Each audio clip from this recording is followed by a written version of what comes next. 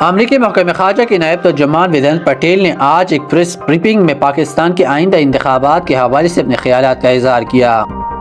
پٹیل نے کہا کہ امریکہ پاکستان کے انتخابی عمل کو انتہائی باریک سے مانیٹر کر رہا ہے۔ انہوں نے کہا کہ امریکہ پاکستان میں انٹرنیٹ کی بندش اور آزادی اظہار رائے میں رکاوٹوں کو بھی دیکھ رہا ہے۔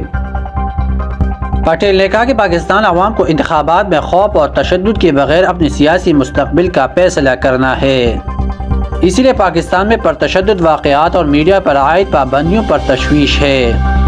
اسی دوران پٹیل سے سوال ہوا کہ پاکستان انتخابات میں ابھی چند دن باقی ہے، انتخابی عمل کی شفافیت پر سوالیہ نشان ہے، کیونکہ سابق وزیر اعظم اور مقبول رہنما عمران خان کو انتخابات لڑانے کی اجازت نہیں ہے۔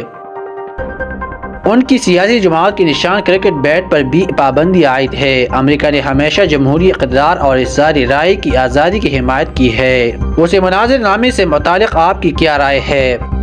اس کے جواب میں نائب ترجمان امریکی محکمہ خارجہ نے کہا، ہم پاکستان کے انتخابی عمل پر گہری نظر رکھی ہوئی ہے اور یہ دیکھنا چاہتے ہیں کہ یہ عمل اس طرح سے ہو جس میں اظہار رائے، اجتماع اور سیاسی جماعتوں کو آزادی کے احترام کے ساتھ وسیع تر شرکت کی سہولت ہو۔ ہمیں تشدد کے تمام واقعات اور میڈیا کی آزادی پر پابندی پر تشویش ہے۔